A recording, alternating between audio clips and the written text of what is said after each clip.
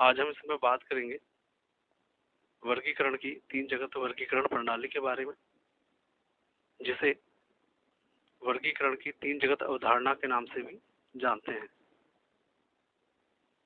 देखिए, सबसे पहले अगर हम बात करें कैरलस लीनियस की, तो कैरलस लीनियस ने सजीव प्राणियों को 2 जगत में बांटा और द्विजगत वर्गीकरण प्रणाली विकसित की।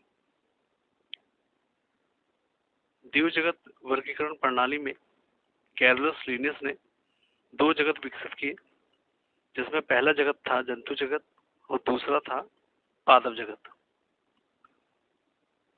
कैरलस लीनियस ने जीव जंतुओं को जंतु जगत में रखा, जबकि पेड़ पौधों को पादप जगत में रखा। लेकिन इस वर्गीकरण में कुछ कमियां थी, जैसे अलग अलग संरचना या गुणों वाले सजीव प्राणियों को एक ही वर्ग या जगत में रखना, जो कि पूरी तरह से गलत था। इसी को ध्यान में रखते हुए आगे चलकर एक वैज्ञानिक हुए जिनका नाम था E.H. हीकल। इन्होंने सन 1886 में एक सुझाव दिया कि ऐसे एक कोशिकीय सजीव प्राणी जो न तो जंतुओं की श्रेणी में आते हैं और न ही वनस्पति की श्रेणी में आते हैं, उन्हें एक अलग जगत में रखा जाए, और इसके लिए हीकल ने प्रोटिस्टा जगत का सुझाव दिया। और हीकल ने जीवाणुओं, शैवालों, कवक तथा प्रोटोजोआ को प्रोटिस्टा जगत में रखा। इस तरह से E.H. हीकल ने सजीवों का 3 जगत वर्गीकरण प्रणाली विकसित की।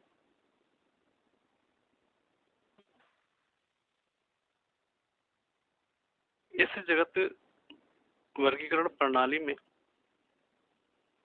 हीकल ने पेड़ पौधों को पादप जगत में, जंतुओं को जंतु जगत में तथा जीवाणु, शैवाल, कवक, प्रोटोजोआ आदि एक कोशिकीय सजीव प्राणियों को प्रोटिस्टा जगत में रखा।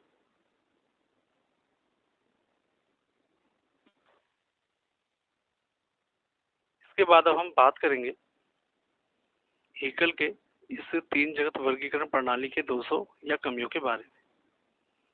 इस वर्गीकरण में सबसे पहला दोष यह था कि यहाँ हीकल ने जीवाणु, शैवाल, कवक तथा प्रोटोजोआ को एक जगत में रखा, जबकि जीवाणु, शैवाल, कवक तथा प्रोटोजोआ एक दूसरे से काफी अलग हैं।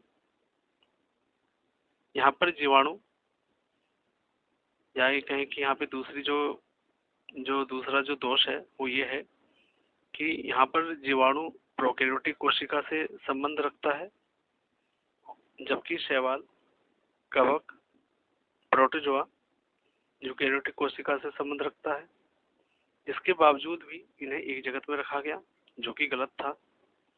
इसके बाद अगली कमी है या अगला दोष है कि शैवाल एक सहपोषी पादप है, जबकि कवक एक विषमपोषी पादप है। यानी कि जो हमारे जो शैवाल है, सहपोषी पादप है जो कि अपना भोजन स्वयं बनाता है। देखिए, अगर बात करें कवक की, तो कवक विषमपोषी पादप है, यानी कि ये जो है अपना भोजन स्वयं नहीं बना सकता और अन्य कार्बनिक पदार्थों से जो है अपना भोजन प्राप्त करता है। तो इसके बावजूद भी इन्हें जो है एक जगत में रखा, जो कि पूरी तरह से गलत था। ठीक है, तो ये था हमारा वर्गीकरण का 3 जगत अवधारणा या वर्गीकरण की 3 जगत वर्गीकरण प्रणाली। तो इसमें आज बस इतना ही।